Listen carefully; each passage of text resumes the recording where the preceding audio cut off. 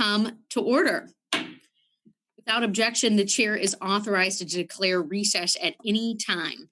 Pursuant to Rule 11, the chair announces that she may postpone roll call votes. Pursuant to House Resolution 8, today the committee is meeting virtually. I want to announce a couple of reminders to our members about the conduct of this remote meeting. First, members should keep their video feed on as long as they are present in the meeting. Members are responsible for their own microphones. Please also keep your microphones muted unless you are speaking. Finally, if members have documents they wish to submit to the record, please email them to the committee clerk whose email address was circulated prior to this meeting. Pursuant to notice, the Subcommittee on Research and Technology meets to consider HR 2225, the National Science Foundation for the Future Act. The clerk will report the bill.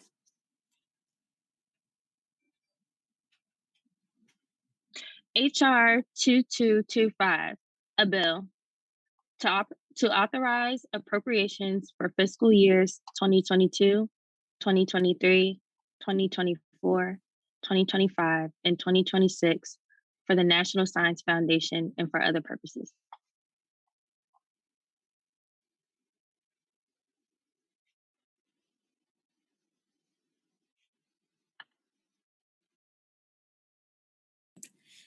Without objection, the bill is considered as read and open to amendment at any point. I recognize myself to present some remarks on the bill. HR 225, the National Science Foundation for the Future Act. I want to start by thanking Chairwoman Johnson and Ranking Member Lucas for their leadership in developing this forward-looking legislation. Their commitment to bipartisan collaboration and engagement with a wide range of stakeholders has resulted in a carefully crafted bill that provides a much needed infusion of funding and addresses needs across the agency's portfolio.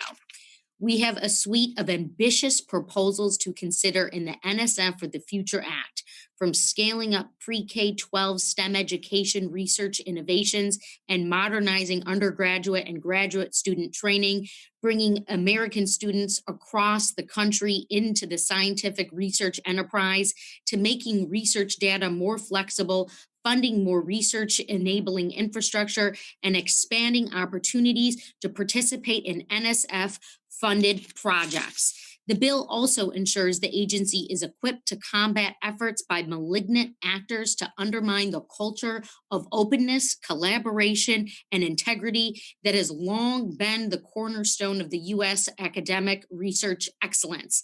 I know this is a particular focus for Ranking Member Waltz, and we thank his expertise and leadership in this endeavor, and I look forward to continuing to partner with him on this front. Finally, the NSF for the Future Act empowers NSF to continue to evolve by ramping up support for use-inspired and translational research through the creation of a partnership-driven, solutions-oriented directorate. It's an exciting time to be a member of the Science Committee, and I am honored to be leading today's markup.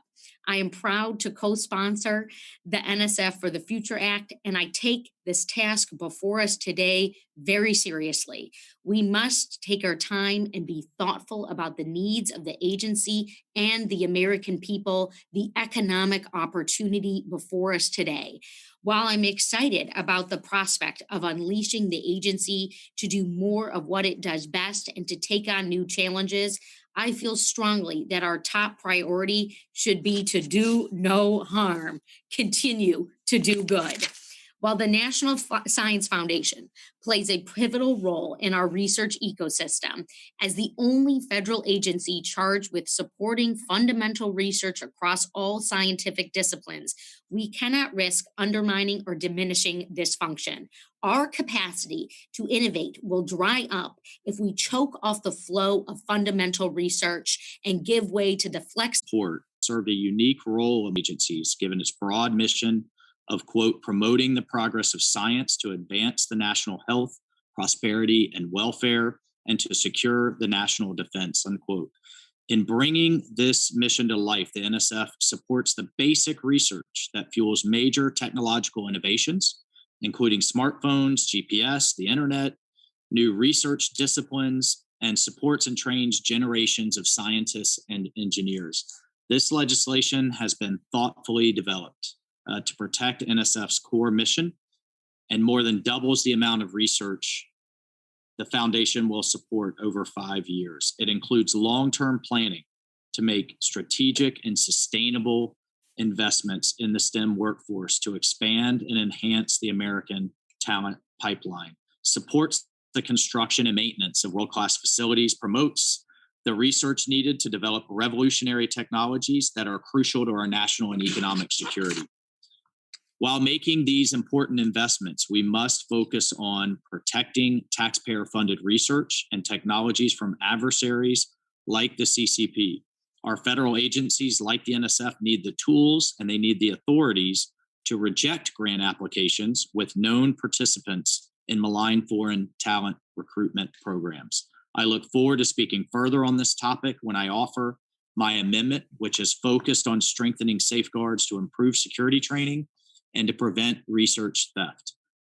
With the CCP threatening to leapfrog beyond the United States technologically, we are at an inflection point, and it's critical for the U.S. to scale up our R&D enterprise. There is momentum on both sides of the aisle. I think a lot of people find that refreshing to make these investments, but it must be done in a realistic and a sustainable way. By investing in NSF and basic research, American technology, American innovations, and the American workforce, we will continue to lead the world. I'm proud to be an original co-sponsor of this legislation with Chairwoman Johnson, with Ranking Member Lucas, Chairwoman Stevens. I want to thank them and their staff for working together to develop such a strong piece of legislation. I encourage members to support this bill, and I yield back the balance of my time. Thank you, Ranking Member Waltz. I now recognize the chairwoman of the full committee, Congresswoman Eddie Bernice Johnson, for her statement. Thank you very much, Chairwoman Stevens and Ranking Member Walsh, for holding this markup. In March, I was joined by my colleagues, Ranking Member Lucas, Chairwoman Stevens, and Ranking Member Walsh, in introducing the National Science Foundation for the Future Act.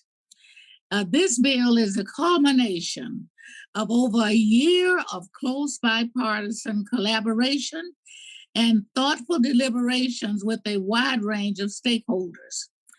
We heard from over 100 universities, scientific societies, student groups, and individual policy experts, and thought leaders, including Nobel laureates and past NSF directors and National Science Board chairs.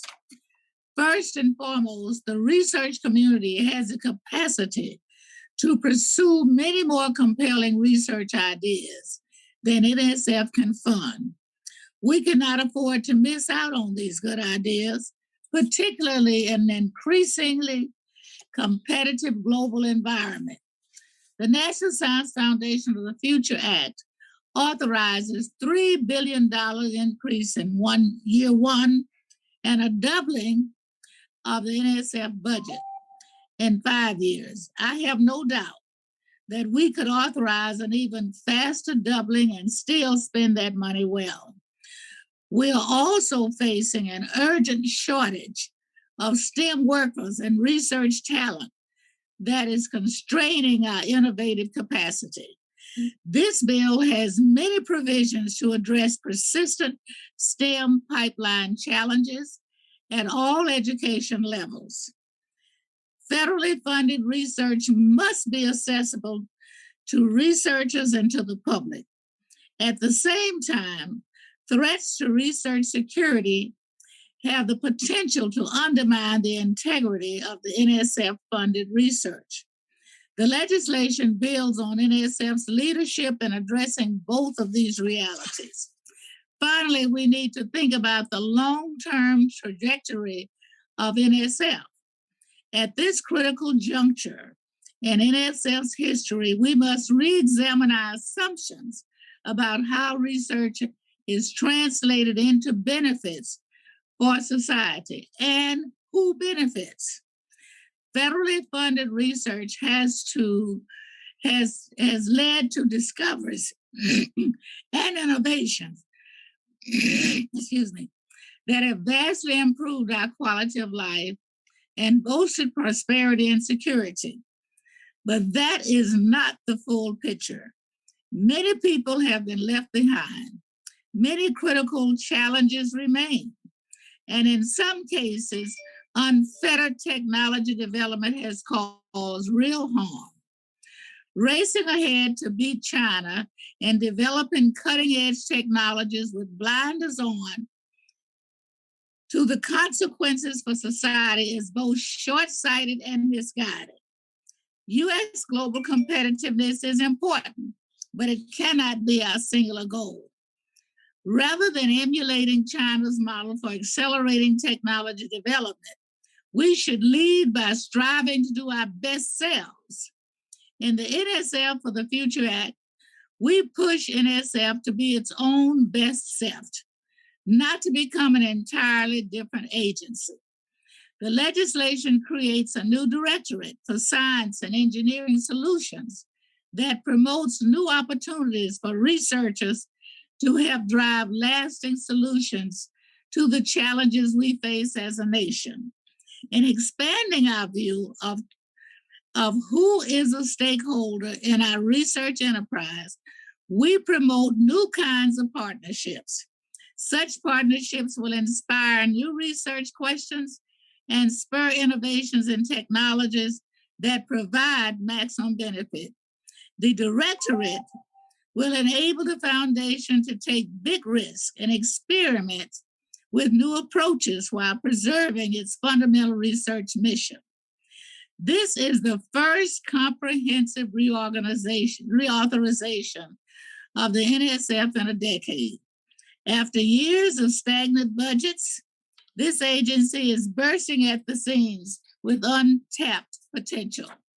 We have a rare opportunity to think big. NSF has demonstrated that it has the capacity and the track record of excellence to rise to this challenge. I am proud of this bill and the transparent, bipartisan, and inclusive process that will make it even better.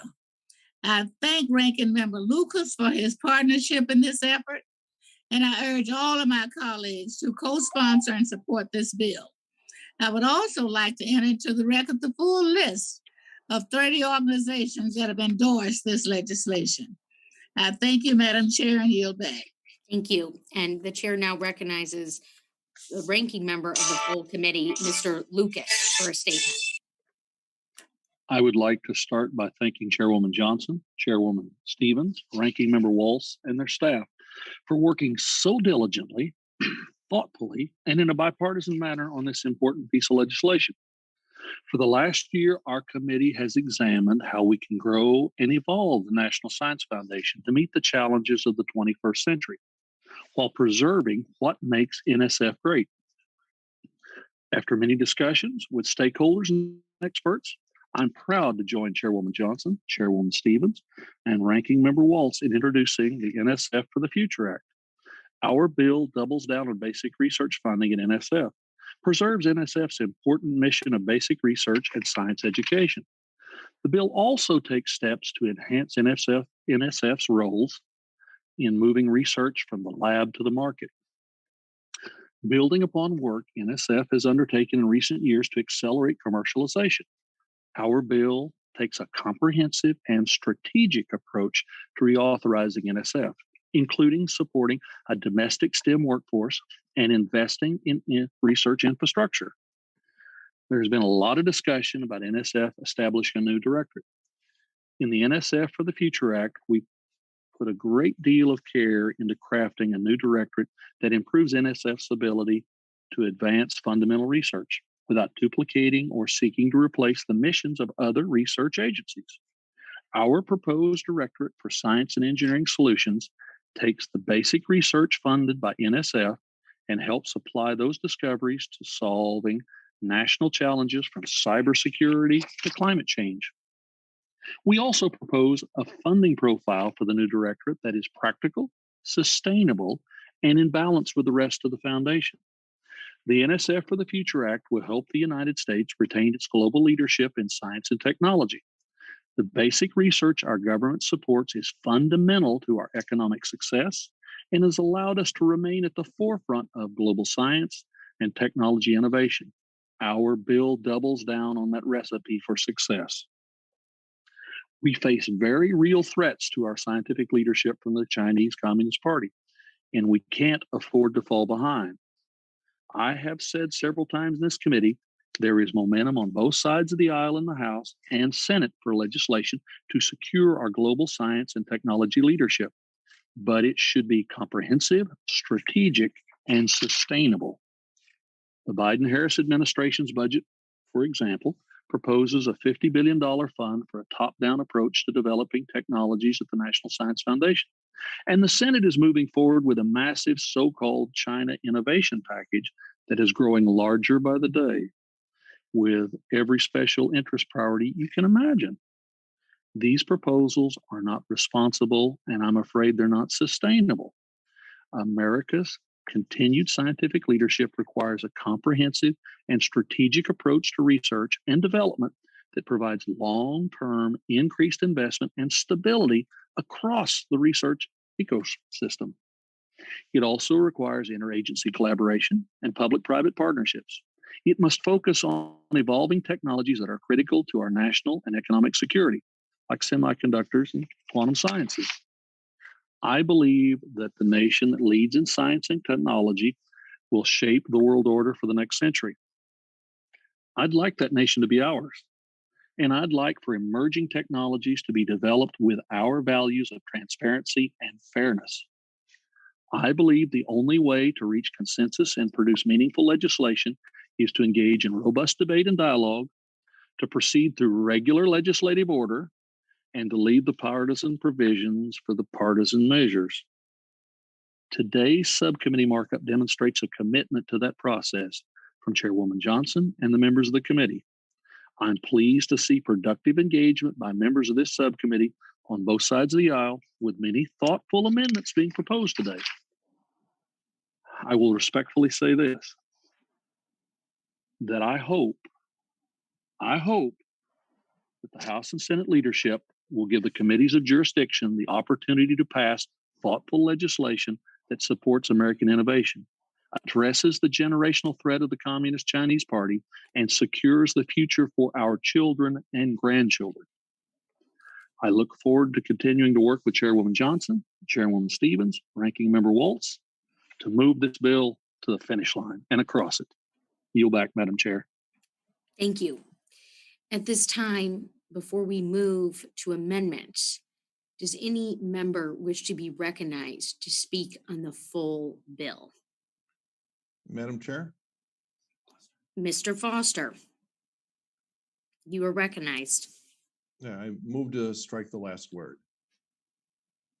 So be it. Thank you, Madam Chairwoman.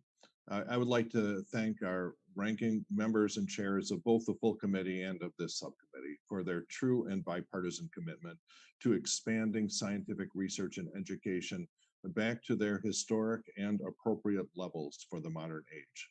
This commitment first became evident to me well before COVID, when we saw, I think back at the end of 2019, dueling proposals from the Democrats and Republicans on this committee to double the research and education budgets of our country.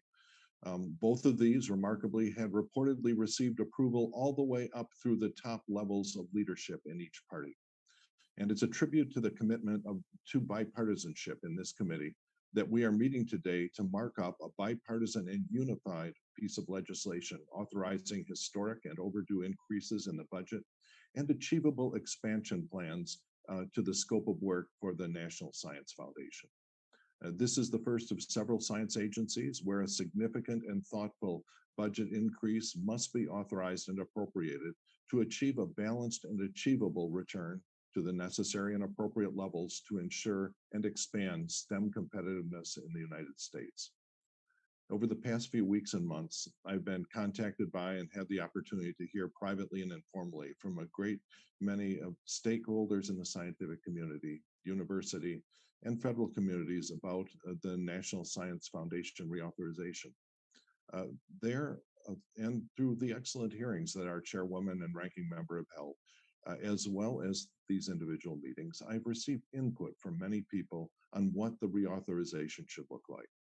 A recurring theme of these conversations is that it's crucial that the NSF must continue to do the job that it has always done, championing basic science, curiosity-driven research through merit-based, peer-reviewed proposals and training the brightest minds of tomorrow. Our greatest scientific, technological, and economic advancements have arisen from basic science research. Some of those took place with a clear application in mind, while other of our triumphs were completely serendipitous. And so we must be careful not to dilute or diminish this focus, and this proposed bill has important protections to ensure that that remains the case.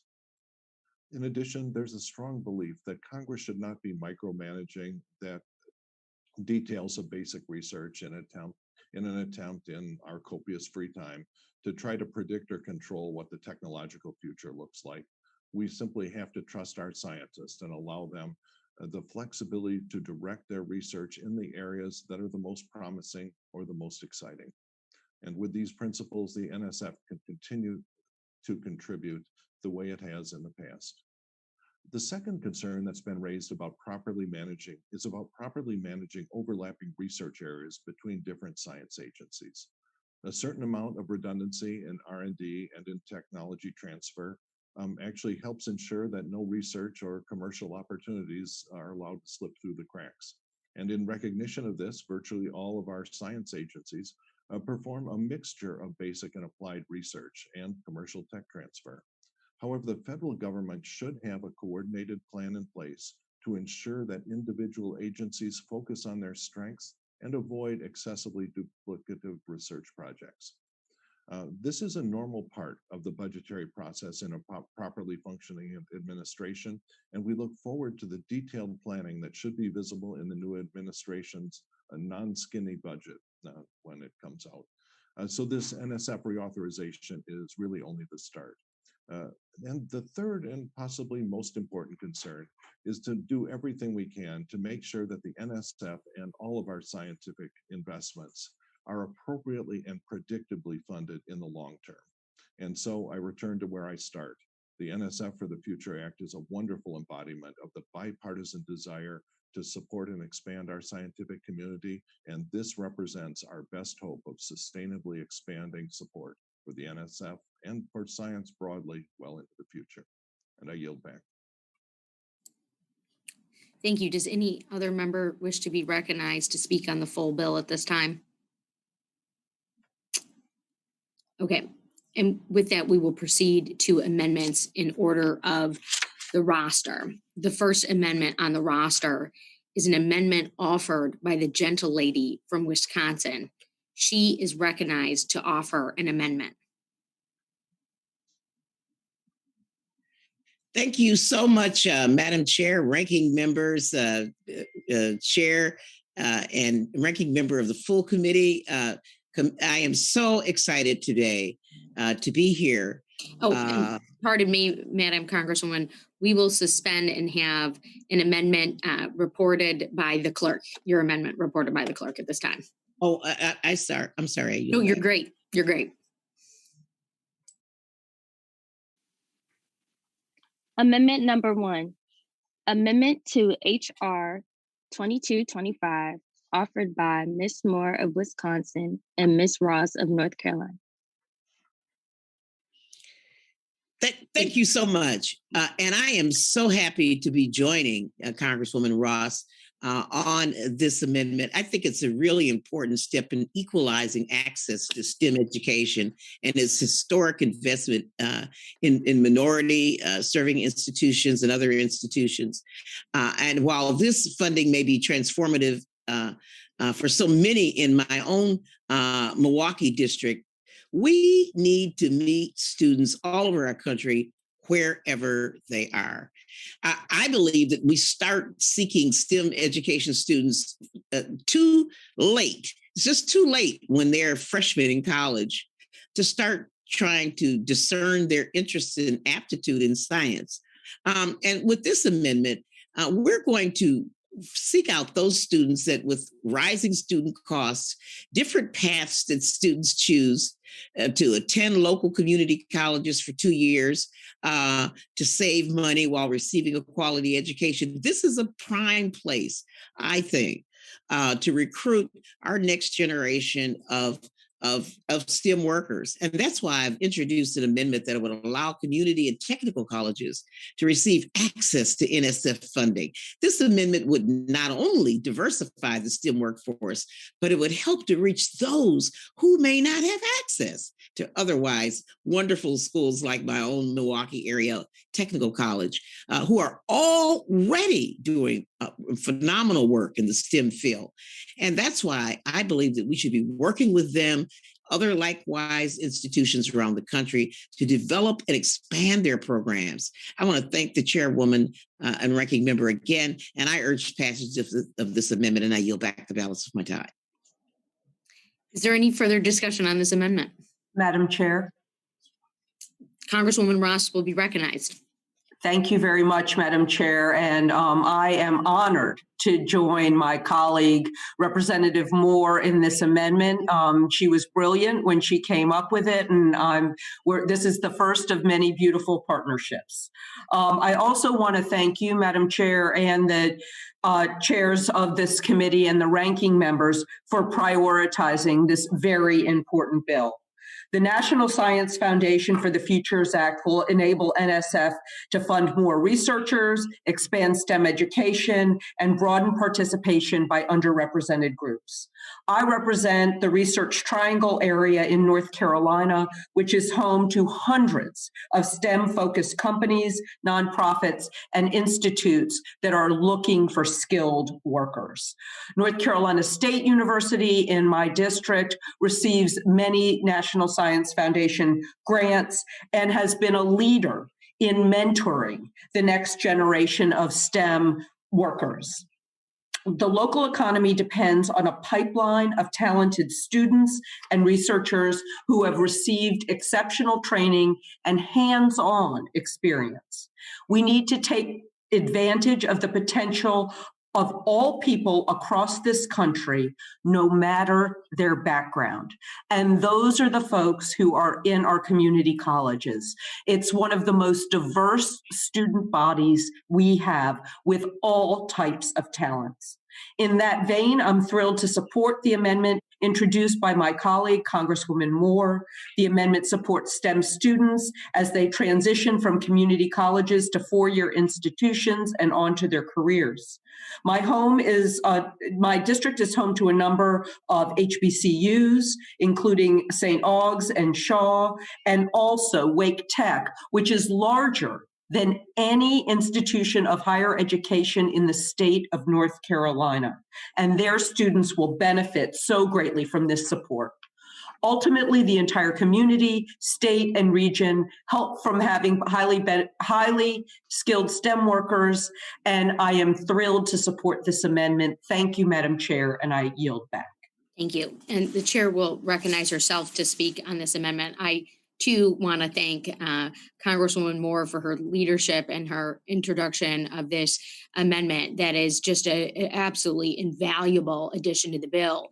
It directs the National Science Foundation to support research to improve STEM education at community colleges, as has been said, and to improve outcomes for those entering the workforce with a STEM degree or a credential or transferring to a four-year institution. And we all know that our community colleges are such a catalytic force and driver of stepping into a career, receiving a specialized skill, or going on into further education.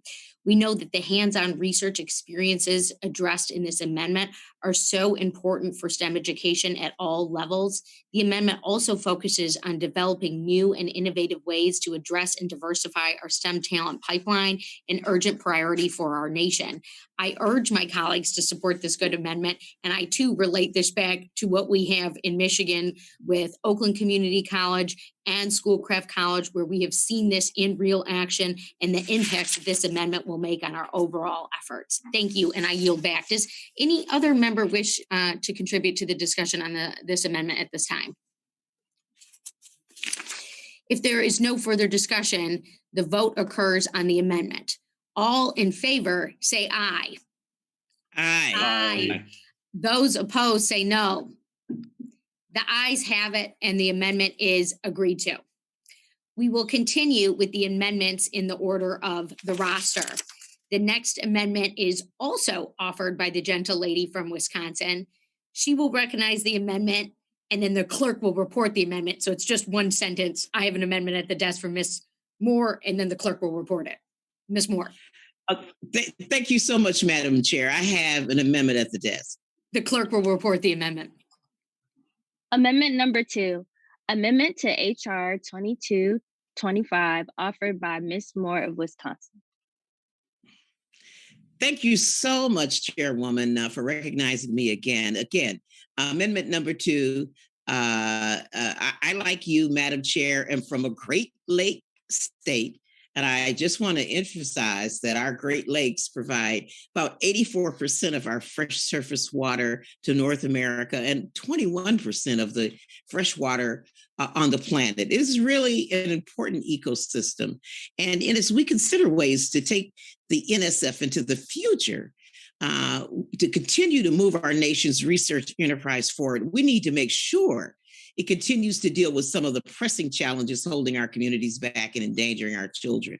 Making clean water accessible and sustainable for future generations requires investments in new ideas.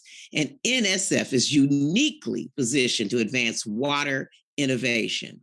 And how can we talk about competing with China when our children and our communities are still being lead poisoned, something that we've known about as being poisoned for centuries?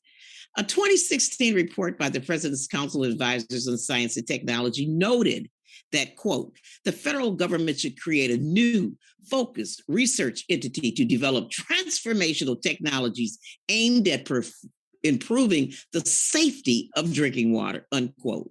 And while we have gone a long way to meet that recommendation, this amendment starts us on that road by authorizing NSF funding to support clean water research and technology acceleration. My amendment would make sure that NSF continues to focus on research and application of science and technology to address the challenges of providing safe drinking water for everyone. Now, many communities in our nation would benefit from the development of low cost and innovative technologies to detect and remove a broad spectrum of contaminants from our water and address other water challenges that, in fact, have a negative adverse impact on our economy as well as our ecosystem. Contaminants like invasive species. The NSF should be more robustly helping us to get where we need to get. And it's my belief that advances in science and technology will offer new opportunities for the development of safe, affordable, and reliable water monitoring and hopefully treatment options. The NSF needs to be a supporter of such efforts, including helping us as this research and the technology it spawns are deployed into our communities. And my amendment has a simple purpose, and let us bring all of our nation's premier federal science agencies to more effectively address the challenges facing our nation's drinking water. And of course, science can't solve all of our water challenges, but innovation can help us with more tools that are desperately needed. This amendment will also help expand the number of researchers, education students, including traditionally underserved populations involved in NSF-supported water research. I urge my colleagues to support this amendment, and I yield back whatever seconds may be available to me. Would any other member like to be recognized for discussion on this amendment at this time? The chair will recognize herself briefly. Thank you, Congresswoman Moore, for another valuable addition to the bill.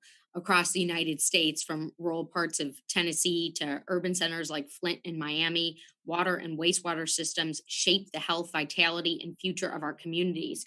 Current gaps in water research and actionable information must be addressed to ensure long-term resilience.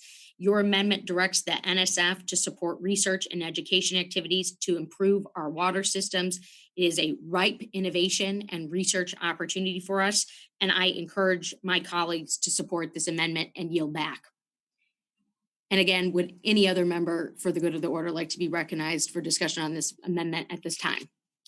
If there's no further discussion, the vote occurs on the amendment. All in favor, say aye. Aye. Aye. Aye. Great. Those opposed say no. The ayes have it, and the amendment is agreed to. The next amendment is offered by a gentleman from Michigan. He is recognized to offer an amendment. Congressman Meyer. Madam Chair, I have an amendment at the desk. The clerk will report the amendment. Amendment to HR 2225. I ask unanimous consent to dispense with the reading. Without objection, so ordered. I recognize the gentleman for 5 minutes to explain the amendment. Thank you, Chairwoman Stevens and Ranking Member Waltz.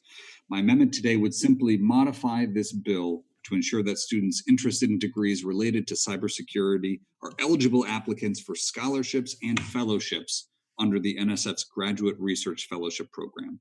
This timely amendment will ensure we are promoting and encouraging students to pursue important graduate work in cybersecurity.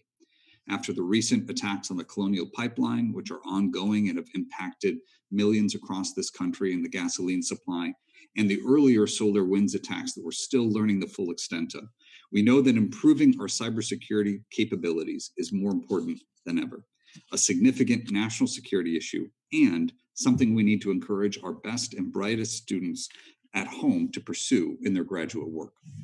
I am proud to offer this amendment, and I urge all of my colleagues to support it. Thank you, Madam Chair. With that, I will yield back the remaining 4 minutes and 3 seconds of my time. Is there further discussion on the amendment? Madam Chair, I'd like to be recognized. Congressman Ross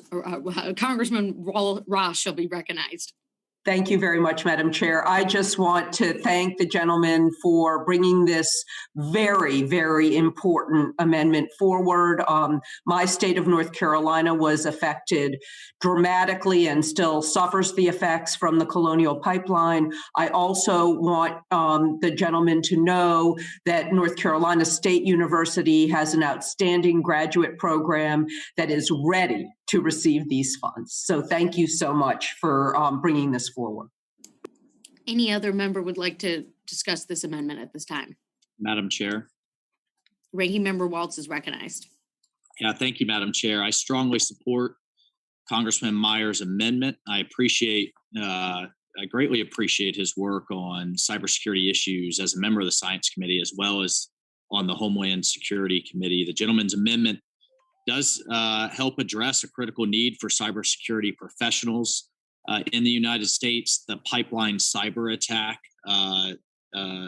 earlier this week, which dramatically has disrupted gas distribution all across the Southeast, it's just the latest example of the threats we face.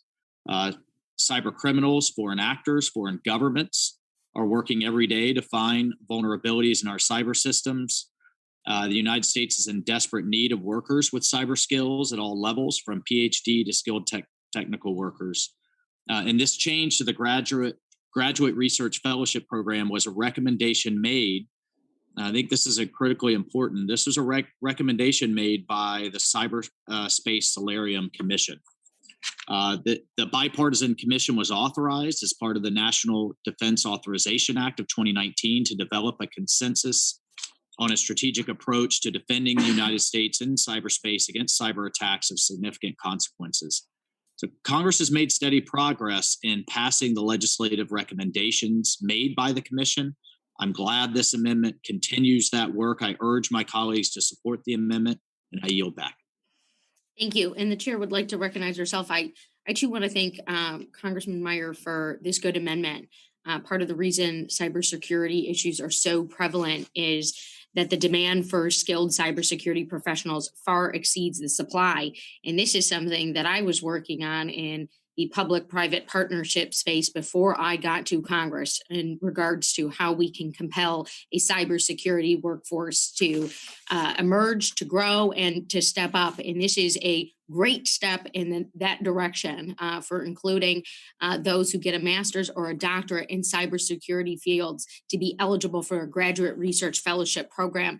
This couldn't be more important for the integration of the digital manufacturing systems that are so important, not only to our industrial base, but also to our defense base. And there are countless examples of cybersecurity attacks that have taken place just in the last year alone that are threatening not only our government systems, but our supply chains. And this couldn't be more ready. So I urge my colleagues to support this amendment and want to also provide the space for any other member who wishes to be recognized on this amendment at this time to be able to do so.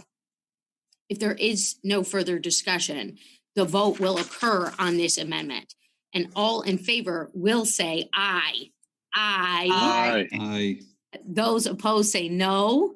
The ayes have it, and the amendment is agreed to. We will move to the next amendment on the roster. The gentleman from Ohio, Congressman Gonzalez, is recognized to offer an amendment. Madam Chair, I have an amendment at the desk. The clerk will report the amendment. Amendment number 4, amendment to HR 2225. I ask unanimous consent to dispense the reading. Without objection, so ordered. I recognize the gentleman for 5 minutes to explain the amendment. Thank you, Madam Chair. I want to first express my support for the underlying legislation. The NSF for the Future Act takes important steps to advance the mission of NSF and invest in our research community. As always, I'm pleased to work with the chairs, the chairs of the full committee and the subcommittees on what is an incredibly bipartisan and productive committee, and I'm always proud to be on this committee. So I thank you for all the work that you do making this happen. My amendment would improve the underlying bill by expanding on the collection of STEM workforce data. Specifically, the amendment would direct NSF to award grants on a competitive basis to universities or nonprofits to carry out research on the cyber workforce. This research would focus on understanding the current state of the cyber workforce, examining paths to entry and re-entry, understanding demographic trends, and evaluating training practices, models, programs, and technologies in the cyber workforce. This amendment is based on a recommendation from the Cyberspace Solarium Commission, created in the 2019 NDAA to evaluate the state of the U.S. cyber workforce with a focus on cybersecurity. The Commission report found a need for a clear understanding and data on the cybersecurity workforce in this country. Currently, we do not have great data, and without good data, it's difficult to make the right investments. My amendment would help to address this issue by making sure there is reliable data to base policy decisions on and awareness of the current trends in the cyber workforce so Congress can continue its work to foster participation in the field. The U.S. must make sure we are maintaining our competitive advantage across the STEM workforce and, importantly, in the field of cybersecurity. I want to conclude with what I said earlier, which is thank you to the chairs and ranking members for making this such a productive committee, and I yield back. Is there any further discussion on this amendment? Would any member like to be recognized at this time? Madam Chair. Ranking Member Waltz. Hey, thank you, Madam Chair. I strongly support Representative Gonzalez's amendment. Like the Meyer amendment, this amendment, as he mentioned, it addresses a recommendation made by the Cyberspace Solarium Commission. While we know that the nation's cyber workforce needs are great, I concur we do not have the qualitative data necessary to effectively understand and address the need. And this amendment directs the NSF to support basic research on the current state of the cyber workforce, including paths to entry, demographic trends of the cyber workforce, and retention issues. This research will help universities, employers, policymakers better understand our nation's cyber workforce needs, make the interventions needed to recruit and retain cyber professionals. And I can say certainly over on the DoD side, the Defense Department side, on armed services, this is a critical issue as well. Congressman Gonzalez has been a great advocate for improving our domestic STEM workforce. I appreciate his work on this amendment. I urge my colleagues to support, and I yield back my time. Thank you. And the chair would like to recognize herself and also thank Congressman Gonzalez for this good amendment in the vein of Congressman Meyer's amendment as well. One of the major challenges that has led to our national cybersecurity workforce shortage is a lack of understanding of workforce trends, something that I was working with the National Defense Industrial Association on years prior in terms of identifying our cybersecurity workforce needs. We find ourselves in the middle of a pandemic and hungry for the access to data and information. This will be a very important guide. And I would also like to recognize and make note of the work taking place throughout Manufacturing USA, the network of R&D labs that exist and across the country, and particularly some of the work that those partnerships are doing to also encourage an understanding of the data on our cybersecurity workforce. So this amendment couldn't be more timely for NSF's role in Manufacturing USA and the network of partners that are also hungry for this information. And I truly thank Mr. Gonzalez, not only for being a Midwestern leader, but being a leader on this topic. This amendment is going to continue to enable NSF to support research and work with other federal agencies to address this challenge. And I urge my colleagues to support this amendment. Would any other member like to be recognized at this time? And if there's no further discussion, the vote will occur on the amendment. So all in favor will say aye. Aye. Those opposed will say no. The ayes have it, and the amendment is agreed to. We will continue to the next amendment on the roster. The gentleman from Kansas is recognized to offer an amendment. Thank you, Madam Chair. I do have an amendment at the desk. The clerk will report the amendment. Amendment number 5, amendment to HR 2225. I ask for unanimous consent to dispense with the reading, and without objection, so ordered. I recognize the gentleman for 5 minutes to explain the amendment. Thank you, Madam Chair. This amendment is to express support for the established program to stimulate competitive research, or EPSCoR. This program supports 25 states and 3 jurisdictions that combined receive just over 10% of NSF funding. EPSCoR serves the NSF mission by creating strategic partnerships, strengthening states' research and development capacity, and building national competitiveness. Since 2006, Kansas NSF EPSCoR has received more than $89.9 million in federal funds, which has supported more than 590 graduate and undergraduate students, and has allowed institutions such as the University of Kansas and universities across the country to conduct research projects related to environmental health, soil quality, and energy efficiency, as well as engage K through 12 students in scientific research. By creating a stronger research base nationwide, we can increase opportunities for students and communities to have access to high quality STEM education, training, and workforce development. This is a serious need, especially as global competition for STEM talent continues to grow. A trained workforce and research capability will lead to the creation of new jobs and businesses, growing innovation, and our economy. If we want to ensure America's leadership in scientific research and development and stay ahead of China, we must leverage the talent, expertise, and capabilities found across the entire country. The nation's future competitiveness will require that we provide STEM opportunities for all Americans. Thank you, and I yield back the balance of my time. Great. And would any other member like to be recognized to speak on this amendment at this time? Madam Chair, I'd like to strike the last word. Ranking Member Lucas is Lucas. recognized. Thank you, Madam Chair. I strongly support the gentleman's amendment.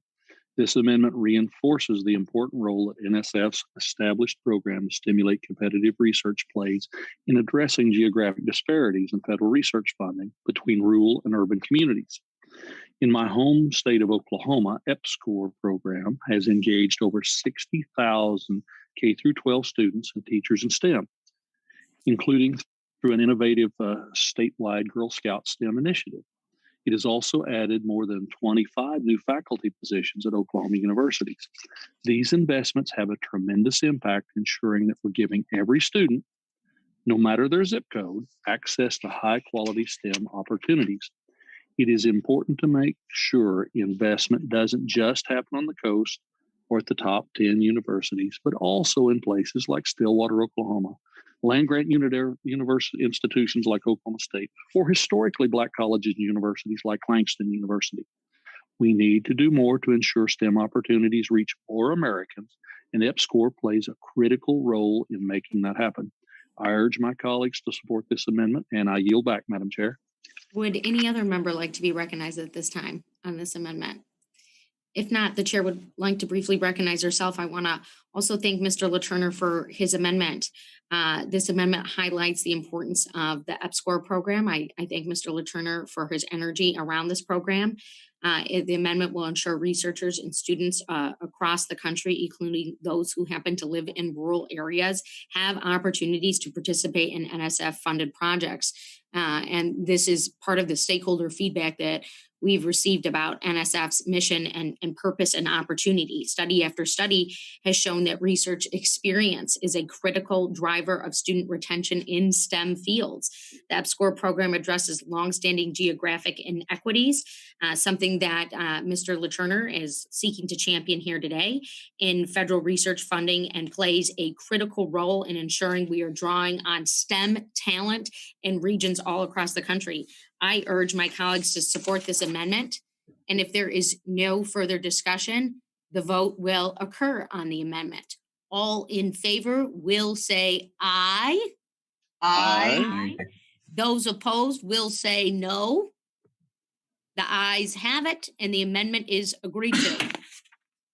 The chair will recognize the next amendment on the roster being offered by Ranking Member Waltz, the gentleman from Florida. He is recognized to offer the amendment.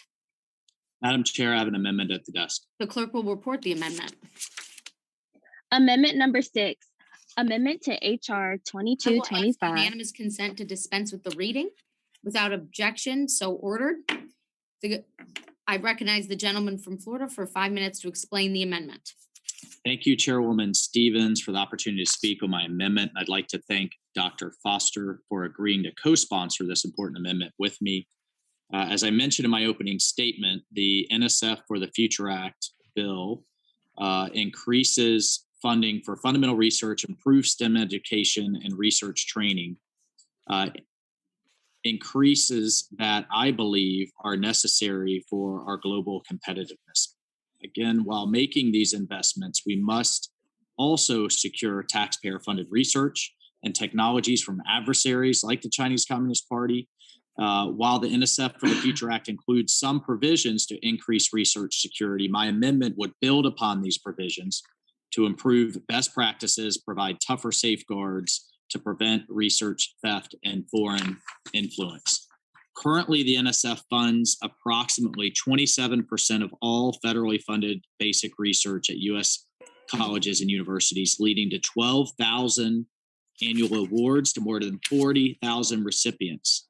Through these investments, this bill proposes these numbers are anticipated to nearly double.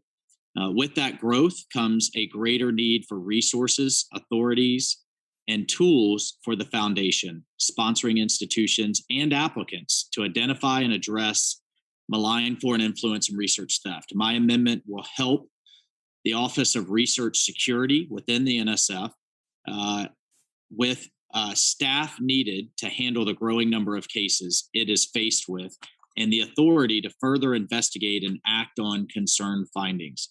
My amendment also instructs the director to develop required online security training modules for the research community. This annual training will include a focus on international collaboration and international travel, foreign interference, and the rules for proper use of funds, proper disclosure, conflicts of commitment, and conflicts of interest. These training modules will ensure that individual researchers understand and frankly have no excuse for what makes an appropriate partnership and the importance of accurate disclosures. It will set a baseline for what is acceptable and unacceptable for future applicants. It is critical that we strike the correct balance between keeping our research enterprise open, but also protecting it from adversaries who seek to take advantage of that open system. There is more work to be done for sure, but I think this amendment takes some big steps in striking that balance. I want to thank Dr. Foster as well as Chairwoman Johnson, Chairwoman Stevens, Ranking Member Lucas for working with me on this amendment. I want to thank their staffs as well. And I want to continue to make research security a priority. I particularly want to thank Chairwoman Johnson's staff, including Dalia Sokolov and Sarah Barber for their attention to this issue and for working with my team on this amendment. I encourage the members of this subcommittee to support this amendment, which builds upon Congress's previous efforts to safeguard America's intellectual property, confront the CCP's wholesale theft from our research institutions. Thank you. I reserve the balance of my time. Thank you. It's always a good day to thank Dalia and Sarah Barber from our staff. Thank you for those comments, Ranking Member Waltz. Would any other member like to be recognized for further discussion on this amendment at this time? Madam Chair? Dr. Foster is recognized. Yeah, I move to strike the last word. Well, thank you. So be it. Thank you. Thank you, Madam Chairwoman. The concept of international scientific cooperation has always been key to making advancements in science. Benjamin Franklin became a hero to scientists in Europe and around the world for his groundbreaking research, not only in electricity, but, as is less well known, in climate science. Scientists throughout the U.S. rely on their collaborations with counterparts from around the world to perform the excellent scientific research that they work on every day. In all of my time in science, I was never on an experiment that did not have foreign collaborators. And I'm very proud that at the laboratory that I worked at for decades, Fermi National Accelerator Laboratory, when it opened during the depth of the Cold War, the very first experiment performed there had Russian collaborators. However, the NSF gives out grants to members of the scientific community, and when it does that, it's important that the foundation be continuously aware that some of its grant recipients may have conflicts of interest or foreign obligations that might, that ought to restrict NSF's ability to award the funding or to continue it. And in that spirit, this amendment provides NSF with the authority to conduct risk assessments based on the information that they receive in grant proposals. It also gives the foundation the authority to request additional supporting documents if faced with something potentially concerning. It gives them the authority to remove the lead scientist from a grant, reduce the funding amount provided, or end the grant if the recipients are found to have other obligations that would interfere with or duplicate the award activities. And although the amendment is not prescriptive on this point, it is the expectation of at least one member of Congress that such grant revocation actions should be undertaken very rarely and in a fully transparent manner. The amendment also includes language on the need to implement training to combat threats to research security. The research community needs clarity on what is okay and what is not okay. So it directs the foundation to develop training modules for the principal scientific investigators on grant applications. It's my hope that this amendment, which I'm co-sponsoring with Ranking Member Waltz, will ensure that we are funding scientists who are able to participate in the international scientific community without conflicts of interest. I yield back. Thank you.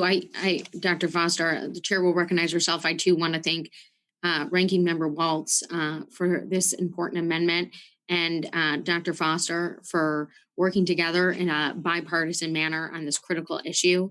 The amendment addresses pressing issues related to research security. We can't look away, and now is the time to address them. This amendment will provide the NSF with the authority to conduct risk assessments based on information disclosed in grant proposals and to request supporting documentation when they see something that raises question or a flag. The amendment also gives the NSF the authority to take action if the contract includes obligations that interfere or duplicate the award activities. The amendment also addresses one of the most pressing needs in addressing threats to research security: training. It directs the foundation to support the development of training modules and establishes a requirement for NSF-funded researchers to take such training. I support this amendment and urge my colleagues to join with me in supporting. I also recognize that this remains an ongoing discussion and effort for us to address. Something, again, I look forward to collaborating with Mr. Waltz on and other committees within the stakeholder community. We want to work towards coherent government-wide policies as we've done in collaboration with the Armed Services Committee over the last several years. We will keep having these conversations, deliberations, discussions, and carving out a path forward as we look to strengthen provisions within the NSF bill. Is there further discussion on the amendment at this time?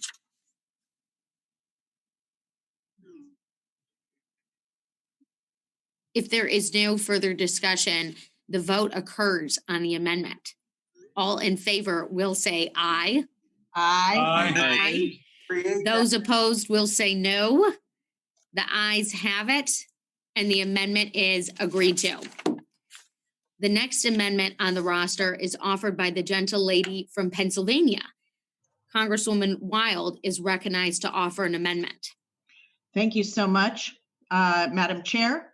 I am glad to have the opportunity. The clerk will report the amendment. Yep.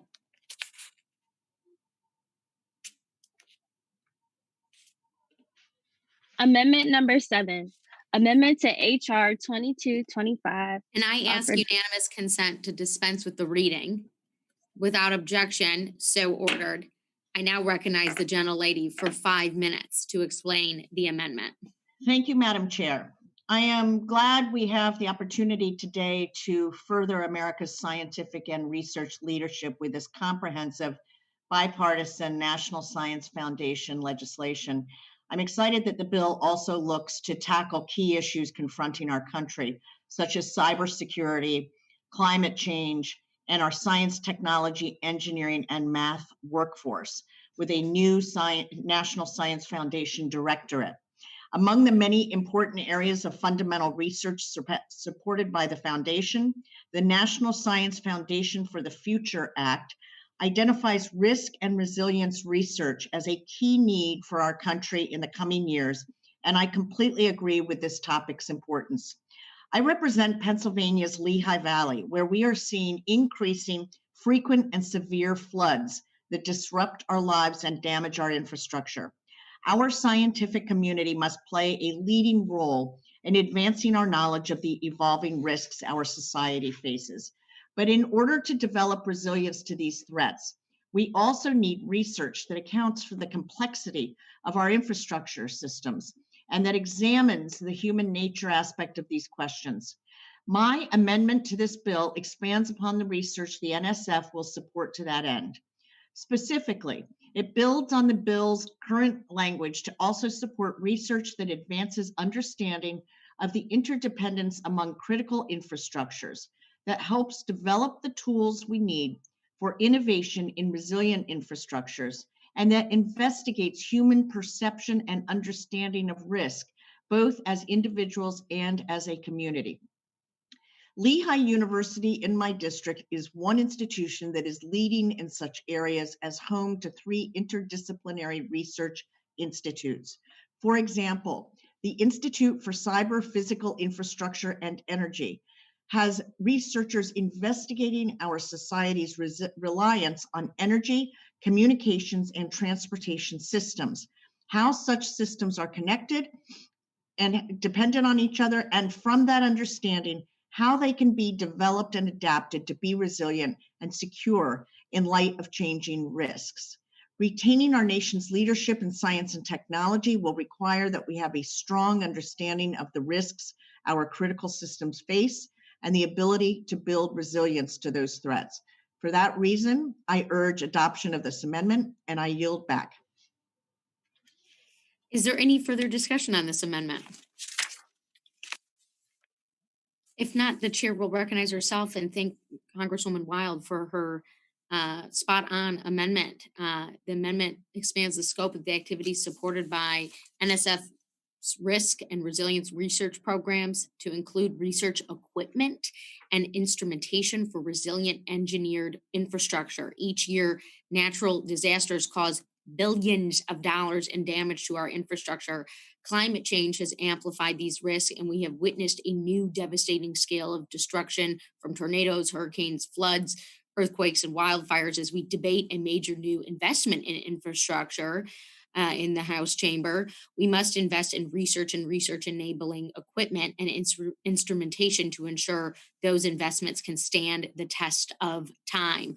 I urge my colleagues to support this important amendment. And again, we'll leave it open for any further discussion at this time. If there is none, the vote will occur on this amendment, and all in favor will say aye. Aye. Those opposed will say no. The ayes have it, and the amendment is agreed to. We're cruising through our amendments. We will continue to the next amendment on the roster. The next amendment is also offered by the gentle lady from Pennsylvania. She is recognized to offer an amendment. Thank you, Madam Chair. The clerk will report the amendment. Amendment number 8, amendment to HR 2225. And I will ask unanimous consent to dispense with the reading. Without objection, so ordered. I recognize the gentle lady for 5 minutes to explain the amendment. Thank you, Madam Chair. The National Science Foundation for the Future Act we're considering today invests in our nation's basic and fundamental research enterprise, aiming to set our country up with the scientific understanding we need to confront the challenges of today and the coming decades. Among the foundation's activities, the Social, Behavioral, and Economic Sciences Directorate supports essential basic research on people and society. The Directorate's work on understanding human behavior and social organization is just as vital to our scientific leadership and ability to address big questions as other directorates' work. And I think its insight helps inform our work in Congress on a range of issues, such as child development, psychological health, well-being, and economic decision-making.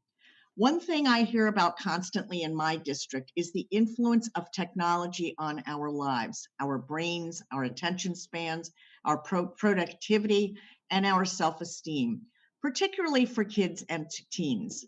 Needless to say, the past decade has brought a watershed of change in how we use technology and consume content on social media and other technology platforms, while at the same time, we have seen rising rates of drug misuse, depression and anxiety, deaths from suicide, and other such harms of despair in our country. In the years prior to the COVID-19 pandemic, we had made progress in working to address such issues as the opioid crisis, access to mental health care, and breaking down the social stigma associated with these issues. But the pandemic disrupted and set back our work, while leaving many people far more isolated and even more dependent on technology than they were before.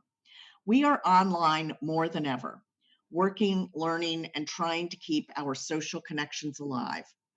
So I think the intersection of technology and human psychology and wellness is one of the essential areas that we need our scientific community to investigate.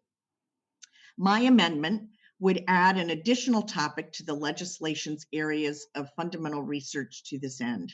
Specifically, it directs the NSF to support merit-based competitive research grants to increase our understanding of how social media and technology interact with psychological and behavioral issues, and to explore their roles in rising rates of social issues, including suicide, drug use, and the phenomenon of deaths of despair. I believe this committee can send a strong signal with ongoing support for the Social, Behavioral, and Economic Directorate's work to build our understanding of these key issues and inform our society's responses for the coming decades. I urge adoption of this amendment, and I yield back. Is there further discussion on this amendment at this time? I would like to recognize myself, the chair would like to recognize herself to thank Congresswoman Wild for her excellent amendment, which directs the NSF to fund research to improve the understandings of the impacts of consumer technologies like social media on mental health and well-being. Research on this issue is urgently needed, and the social and behavioral science community is poised to tackle questions about how these technologies are affecting our health and our society, particularly for vulnerable communities. This is an important amendment, and I urge my colleagues to support it. And if there is no further discussion at this time, the vote occurs on the amendment. All in favor will say aye. Aye. Those opposed will say no. The ayes have it, and the amendment is agreed to. The next amendment is offered by the gentleman from Pennsylvania. He's recognized to offer an amendment. Madam Chair, I have an amendment at the desk. The clerk will report the amendment. Amendment number 9, amendment to HR 2225. I will ask unanimous consent to dispense with the reading. Without objection, so ordered. The chair recognizes the gentleman for 5 minutes to explain the amendment. Thank you, Madam Chair. This is a simple change to the existing code to include advanced manufacturing in the provision on manufacturing, and then also to include that research and artificial intelligence is included in manufacturing. In places like Western Pennsylvania, and I know in Michigan, Madam Chair, it used to be that advanced technologies were seen almost as an enemy of jobs in manufacturing. But these days, I think they present a realistic path forward to bring some of these jobs home or to create the jobs here in the first place with new technologies that we are manufacturing, robots. In Western Pennsylvania, it's really additive manufacturing for metals. It's the area where we're trying to achieve distinctions, and we have a lot of good coordinated research and development around that area. So we need to be sure that the National Science Foundation is on board, that they are helping act as a catalyst for these important new technologies, particularly because we all know that this isn't happening in a vacuum. We're in a competition. We're in a competition with the Chinese Communist Party that doesn't worry too much about the distinction between private sector and government research and financing and all the rest. So we have to be strong. We have to be aggressive. And I think this amendment will help us do that in a couple of key areas. With that, I yield back. Great. Is there further discussion on this amendment?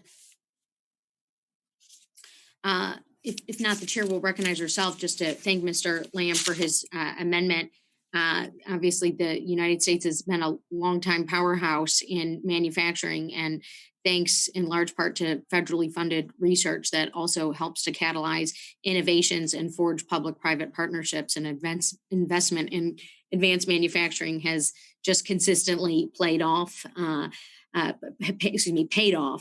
for communities across the country, particularly in the place I call home. And as you mentioned robots, Mr. Lamb, I do boast the largest robot in the world at Fanuc Systems in my district. So we're pleased to see where your head is at, and also how people continue to utilize these technologies and aspects of advanced manufacturing to create wealth opportunities and to advance our economic development. So I urge my colleagues to support this good amendment. And if there is no further discussion at this time, the vote will occur on the amendment.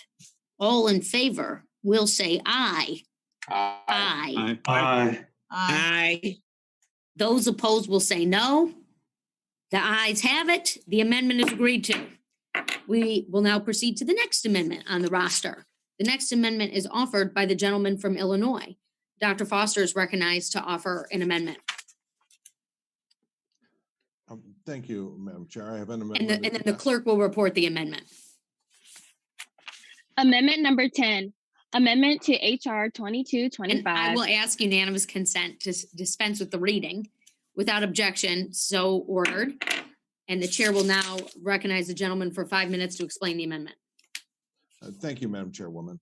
In my opening remarks, I emphasized the need for coordinated and forward-looking planning both within the NSF and on an interagency basis. Nowhere is this more important than in advanced scientific computing, where both capabilities and the demand for scientific computing and data storage are increasing exponentially or faster. So I'm introducing an amendment to Section 8D on advanced computing, which adds more specificity to the advanced computing roadmap.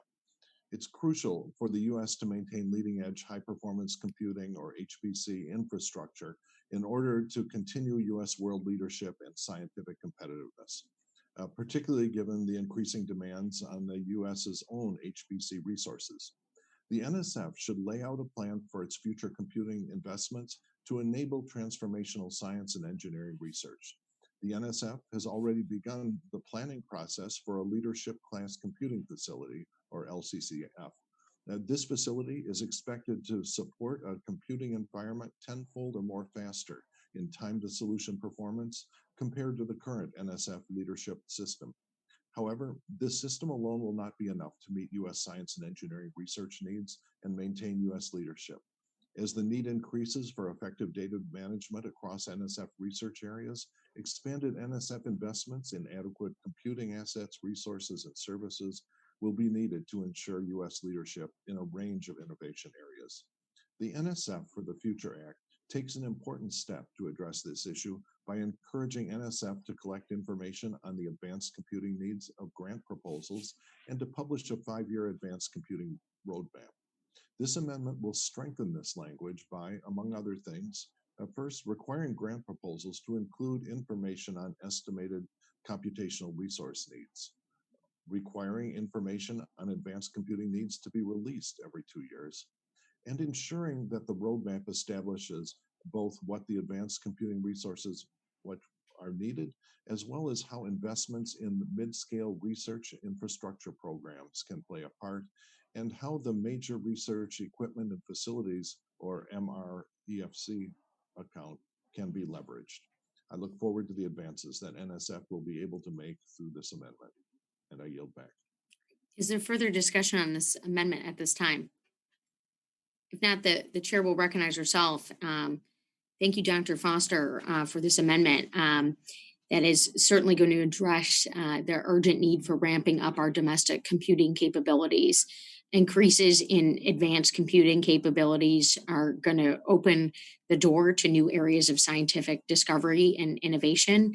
And many of us Midwesterners will remember from almost a decade now, the National Digital Engineering Manufacturing Consortium that leveraged advanced computing technologies in partnership with universities and small manufacturers to help them diversify production lines. And this was a one-off investment from the Economic Development Administration, but it is so right of you to propose this amendment to our NSF reauthorization to continue to harness the capabilities of advanced computing for purposes of scientific research and discovery, and also the elements of this bill that speak to the applications of our research and potential other commercialization efforts. So we want to be transparent about the needs to get to a path of fully addressing a advanced computing roadmap. And this amendment will also help us to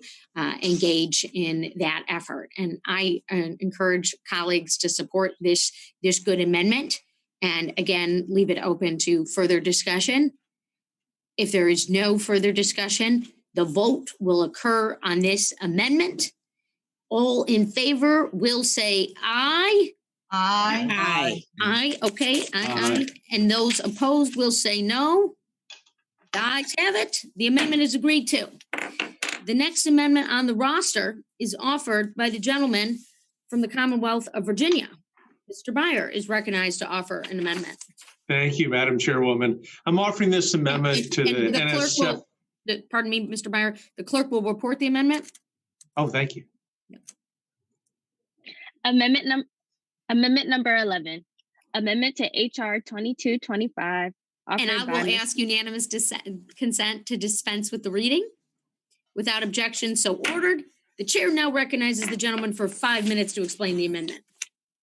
Thank you again, Madam Chairwoman. So I'm offering this amendment to the NSF for the Future Act, which I introduced as a standalone bill yesterday, anticipating this wonderful markup today.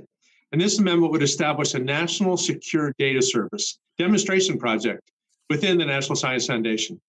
As we all know, there's a critical lack of coordination across the federal government's data infrastructure and statistical system. This comes up in meeting after meeting. And this hinders researchers as they seek to link together data collected through surveys, program administration, and especially non-governmental data sources.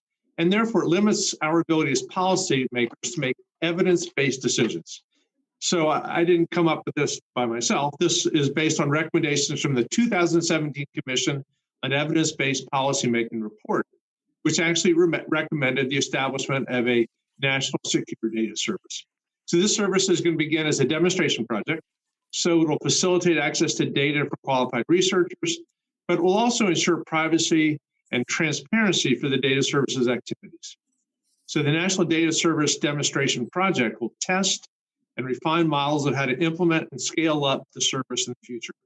We all know that one of the central challenges, central opportunities of our place in history is we have more data, more information than ever before. It increases at an exponential rate. Organizing it, trying to see the patterns, trying to find meaning out of it, things that can actually help us make good decisions. That's the really hard work ahead. And this National Security Data Service is an important step forward. So I urge my colleagues to support my amendment, and I look forward to passing this crucial legislation out of the subcommittee. With that, Madam Chair, I yield back. Is there further discussion on this amendment at this time? The chair would like to recognize herself and applaud Mr. Byer for this good amendment that became an amendment from his original bill. But his amendment does address the top recommendation from the Commission for Evidence-Based Policymaking to modernize our federal data infrastructure by establishing a national secure data service. Such a service would link data from across the federal government and make it accessible to researchers to help us get answers to critically important questions and inform government decision making. While full-scale data service will take some time to stand up, this amendment directs the NSF to buy down risk by supporting a demonstration project perfectly and neatly in their wheelhouse to test various models and technology for linking, analyzing, and projecting data. Again, the access to data in this age of COVID-19 could not be more essential and is something that comes up time and time again. So I join my colleague, Mr. Byer, in urging colleagues to support this amendment. And if there is no further discussion, the vote will occur on the amendment. All in favor will say aye. Aye. Aye. Those opposed will say no. The ayes have it. The amendment is agreed to. And I just loudly banged the mouse. We have reached the last amendment on the roster. It is my amendment. The clerk will report the amendment. Amendment number 12. Amendment to HR 2225 offered by Ms. Stevens. All right. I'll ask unanimous consent to dispense with the record, with the reading. And without objection, so ordered. The chair will recognize herself for 5 minutes to discuss an amendment that supports technology transfer capacity building at smaller research institutions. And I have some very nice comments prepared, which I would like to share with all of you. But I would like to begin with just a brief recognition around what is taking place in the chamber that we serve in and the bicameral chamber on the other side of the Capitol, as we see this other bill moving forward, the Endless Frontier Act. And as we today are here marking up the NSF for the Future Act, our responsibility to the National Science Foundation, we can certainly recognize that there are similarities between the Endless Frontier Act and the NSF for the Future Act. They are not the same bill, but there are certainly similarities. And there is also a joint desire in each bill to advance American research, do so in a bipartisan way, address our innovation needs, and be able to compete. The giant of China and the Chinese communist approach does not terrify me, because I know time and time again our approach, which is the harnessing of public-private partnerships, of freedom and of free markets in the United States, which compel innovation, compel competitiveness, will continue to win out. Now, do we need to be effective stewards of the taxpayer dollars? Absolutely. Do we need to continue to think through and make determinative decisions around how we are going to compete and invest in American scientific research? Absolutely. Are we engaging our colleagues across the spectrum? Of course. Are we doing the work here on the Science Committee in the Subcommittee of Research and Technology under the great leadership of Chair Johnson and Ranking Member Lucas? Absolutely. So today's amendment, my amendment, is going to take the National Science Foundation and are part of the National Science Foundation that is invested in translational research into commercial use. So Congress first authorized the Partnerships for Innovation, or the PFI program, in the 2010 Competes Act, and it provided additional guidance in the American Innovation and Competitiveness Act. A primary goal of this program is to accelerate commercialization of research results through partnerships with the private sector, support for prototyping, which we know is so important in manufacturing, and the entrepreneurial education and engagement of faculty and students. The challenge for small universities to do good research is that they need to have the capacity to build capacity, meaning they must demonstrate in their proposal that they already have enough support and infrastructure at their institution to successfully move results out of the lab and into the private sector.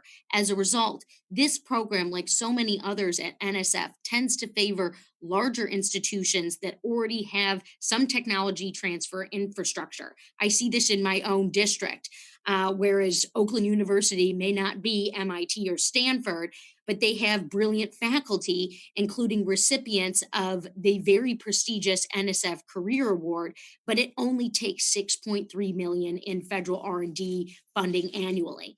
There are other provisions in the underlying bill, our bill, that address our need to build capacity at diverse institutions across our nation. We will continue, and we must continue, to tap into the talent across this nation.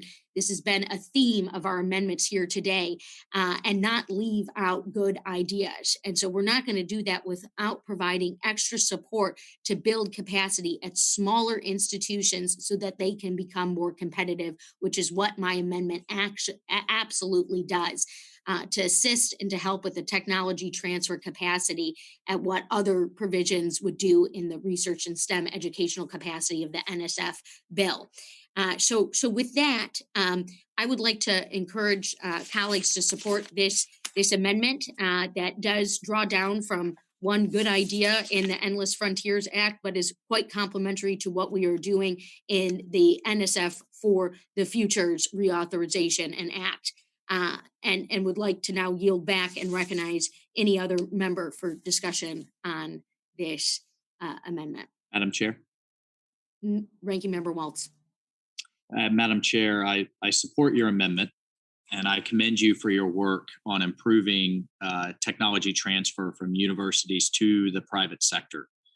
To compete globally, we must support inventions wherever they occur in the United States. And while large universities have vastly improved their technology transfer and commercialization activities over the last decade, many smaller universities and institutions still do not have the expertise or capacity to effectively move discoveries from the lab to the market.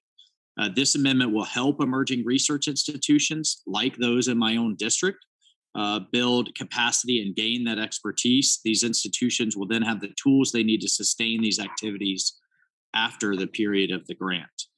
There is more work to be done to improve government technology transfer beyond just NSF, as well as the protection of that IP. And I look forward to working with the chair to address these issues. I urge my colleagues to support the amendment, and I yield back. Thank you, Mr. Waltz. And if there's no further discussion at this time, the chair would also just like to see back 30 seconds of time to also emphasize how significant your endorsement is to me and to this committee. And you gave a very nice overview of this amendment. And I'd also like to just emphasize that the amendment is also going to allow for a consortia of institutions to apply for NSF awards. So for example, as I mentioned, Oakland University, they might be able to maximize their impact by pulling together a consortium of small Midwestern institutions to pool their expertise and resources, which further enables our capabilities. So with that, the chair is going to yield back to, if there's no further discussion, the vote will occur on the amendment. All in favor will say aye. Aye. Those opposed will say no. The ayes have it. The amendment is agreed to. Are there any other amendments? If not, a reporting quorum being present, I move that the Research and Technology Subcommittee of the Committee on Science, Space, and Technology report HR 225 as amended to the full committee with the recommendation that the bill be approved. Those in favor of the motion will signify by saying aye. Aye. Opposed, no. The ayes have it, and the bill is favorably reported. Without objection, the motion to reconsider is laid upon the table. I ask unanimous consent that staff be authorized to make any necessary technical and conforming changes to the bill. Without objection, so ordered. Members will have 2 subsequent calendar days in which to submit supplemental, minority, or additional views on the measure. I want to thank members for their attendance and their involvement in today's markup. This concludes our subcommittee markup.